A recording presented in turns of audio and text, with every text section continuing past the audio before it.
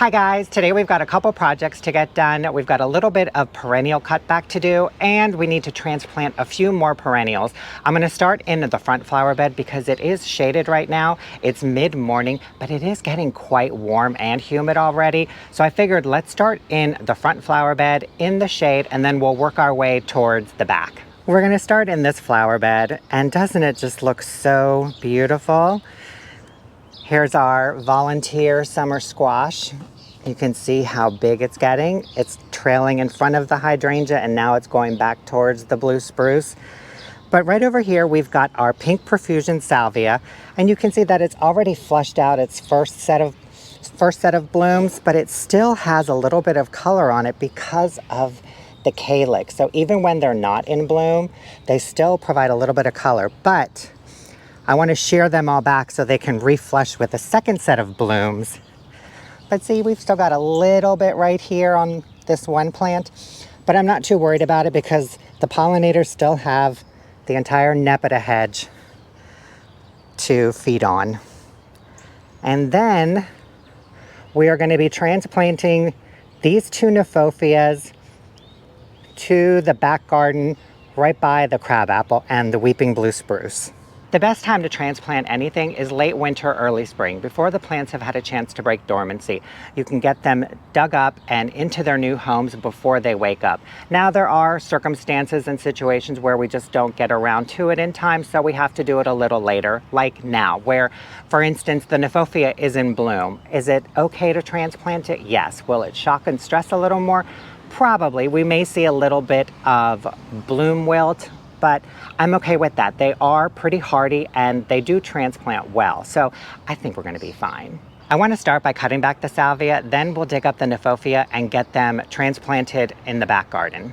There's a couple ways to cut back salvia. The easiest is to just follow the bloom stalks all the way down to where the leaf canopy starts and just shear the entire thing back. Or if you want to, you can go stem by stem and just cut each one off right where new leaves form and do it that way. I'm literally just going to shear them all back. So either way is fine. It really just depends on personal preference. If you want to go in one by one and just trim each bloom stalk out, that's fine. I like to do it the quicker way and basically grab it like a ponytail. And it does make a little bit of a mess, but that's okay. And then I just like to cut it back right where the leaf growth is, right there.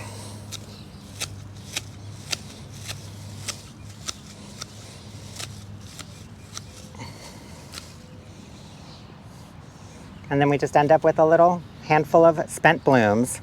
And then we can go in and just nip a couple more and just clean it up.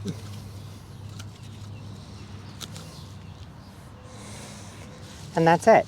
And then in a couple weeks, it should start to flush out some new blooms.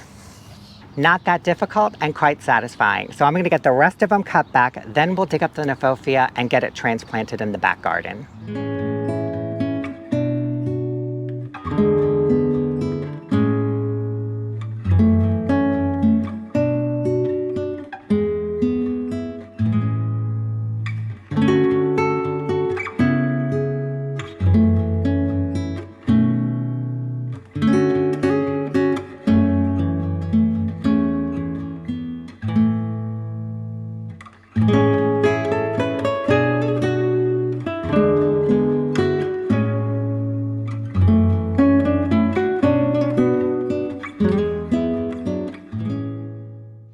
Here's what they look like once they're cut back. And in a few weeks, we should have another flush of blooms. And this is everything that I cut off. Okay, now we're going to dig up these two Nephophias because they're the closest to the Bobo hydrangea, and the Bobo hydrangea gets 3 to 4 feet wide, so it is going to fill in this whole area, and these are getting a little too close. So I figure we can remove these and give the hydrangea a little bit more room.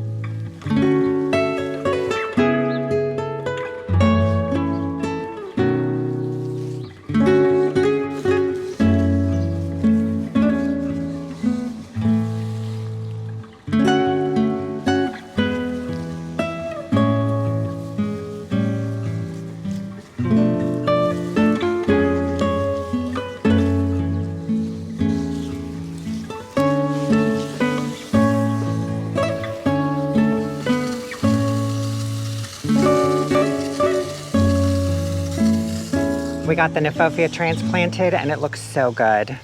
Here's where they ended up. Right behind the crabapple tree and right next to the weeping blue spruce. And I wanted them here specifically, one, because I wanted this grassy texture right over here, but two, they bloom these beautiful creamsicle type blooms, orange at the tip, and then as you gradually go down, they fade to a yellow and then a cream and a white.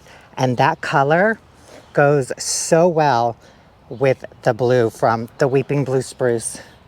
Oh, so pretty. And I really am happy with them right here. We got that project done, and now we're gonna do it all over again in the butterfly garden. In this bed, we're gonna cut back the cat's pajamas nepeta, and we're gonna transplant these 4 Shasta daisies from this darker back section up to the little hill right up here where it's getting a lot more light, because these are not getting as much light as they should. They are getting ready to bloom, but you can see they're kind of reaching for the sun, and they're getting a little too crowded out from the buddleia, so I wanna give them more light and more airflow. But you can see they're getting ready to bloom. And these are hardy. They will transplant. They will wilt a little bit, but as long as I keep them well watered, they should be okay.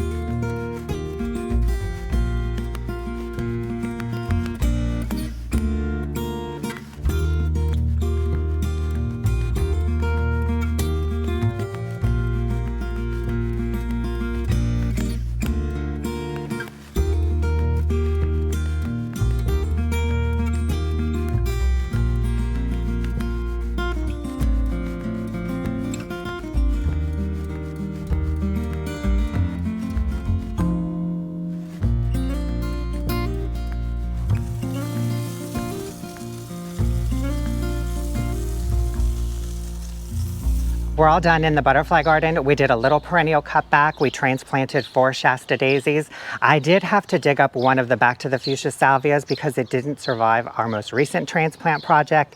And I also dug up the goldenrod because the bunnies were getting to it. So I wanted to eliminate that temptation, and I put a daisy in its place. Now the daisies are looking a little wilted. They do need a couple days to kind of settle in. The Kniphofia, that's also looking a little bit wilted. But again, they just need a moment to kind of regroup, and they should be fine. I still have to fill in these holes where the daisies were, but I'm gonna wait until it's time to trim back the daffodil foliage, and then I'll just get it all done at one time. But you can see right over here, here is where we transplanted 3 of the 4 Shasta daisies, right in back, like kind of up on a hill a little bit, but they're gonna be in a lot more sun and they're gonna get a lot more airflow. So I think they're gonna be much, much happier, because right over here, you can see they're still in partial shade right there. And so they definitely weren't getting the sunlight that they needed, and they were butting up right against the butterfly bushes. So again, just a little too much congestion, but now they're open and free, and hopefully they bloom, and they're just gonna be so much happier. And then right in front over here, I cut back our cat's pajamas nepeta and one lone cat's meow nepeta. Now I will let you know, I've got this metal rod in here. This is the marking where I want to put a tree, and we have the tree now, but I wasn't expecting it to be so big. So we're gonna have to move one of these, I think. I'll show you the tree in a second, but here's where I put the 4th Shasta daisy. I thought it would look cute right behind this rock and right next to the phlox that we just planted. And you can see they are starting to droop a little, but again, it's warm out. We just took them out of their nice homes, so they'll need a minute. The Kniphofia, as expected, the blooms are starting to wilt.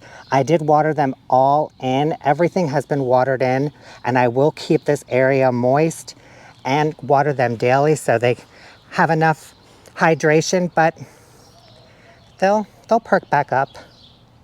Okay, now I want to show you the tree that we got for the butterfly garden, but first I want to give you an update on our tomato and pepper seedlings.